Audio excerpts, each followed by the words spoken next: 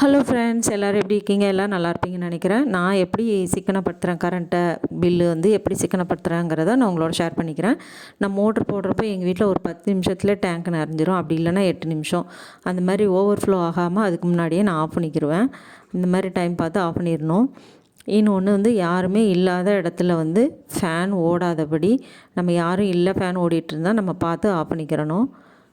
Night வந்து நம்ம AC போடுறப்போ 25ல் வச்சுட்டு ஃபேனையும் குறைச்சி வச்சுக்கிட்டோம்னா கூலிங் நல்லாவே இருக்கும். இந்த மாதிரியும் நம்ம சிக்கனப்படுத்திக்கலாம்.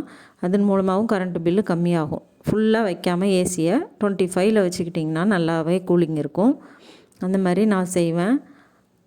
ரொம்பையும் கூலிங் தேவையில்லை, மைல்டாக வச்சுக்கலாம். வாஷிங் மிஷின் வந்து இப்போ ரஃப்பாக ஒன் டைம் போடுறோம், வாஷ் பண்ணணும் அப்படிங்கிற டைமில் அந்த மாதிரி துணிங்களாம் சேர்த்து வச்சு 15ல் வச்சு குயிக் வாஷ் பண்ணிக்கிட்டு எடுத்துக்கலாம். நிறைய அழுக்காக இருக்குதுன்னா அதுக்கு தகுந்த மாதிரி செட் பண்ணிக்கலாம். இப்போ பெட்ஷீட்லாம் போடணுன்னா அதுக்கு தகுந்த மாதிரி பண்ணிக்கலாம். அப்பப்போ மீட்ரு பாக்ஸும் நம்ம வீட்டில் எவ்வளோ ரீடிங் ஓடி இருக்குது அப்படிங்கிறதையும் நம்ம அப்பப்போ செக் பண்ணிக்கலாம். இன்வென்ட்ரியும் நம்ம அப்பப்போ யூஸ் பண்ணிக்கணும். கரண்ட் இல்லாதப்போ தான் இன்வென்ட்ருன்னு இல்லை, சும்மாவே நம்ம கூட இன்வென்ட்ரு அப்பப்போ யூஸ் பண்ணிக்கலாம். இல்லைனாலும் இன்வென்ட்ரு ஃபால்ட் ஆகிடும். அது மாதிரி கரண்ட் இல்லாத நேரம் இருக்கிறப்பமே கூட இன்வென்ட்ரு யூஸ் பண்ணலாம். இன்னொன்று, ஏசி ஓடிட்டு இருக்கிறப்பமும் ஆஃப் பண்ணிட்டோம், ஏசி ஓடலை அப்படிங்கிறப்போ இந்த ட்ரிப்பை வந்து ஆஃப் பண்ணி விட்டுறணும்.